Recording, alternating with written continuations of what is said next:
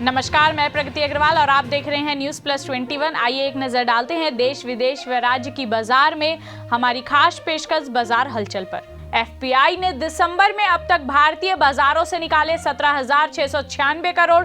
Omicron की चिंता बरकरार। ट्रैक बदलने से एयर इंडिया को मिली मदद, पटरी से उतरी बीपीसीएल बिक्री। देश के 9 राज्यों और नेपाल में 27,000 मेगावाट के क्लीन एनर्जी प्रोजेक्ट शुरू करेगा एनएचपीसी। शेयर बाजार की टॉप 10 कंपनियों में से 8 का मार्केट कैप 2.61 लाख करोड़ रुपए घटा। रिलायंस को हुआ सबसे ज्यादा नुकसान। बजट पूर्व चर्चा बैठक में वित्त मंत्री की अनुपस्थिति से व्यापार संघ नाखुश, एक और बैठक की मांग।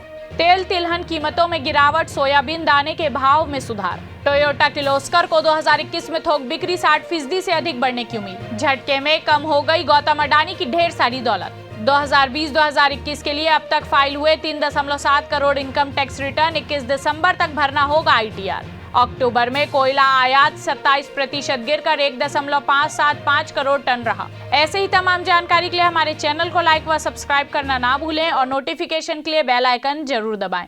आप लोग देख रहे थे न्यूज प्लस 21, आपके हक की बात।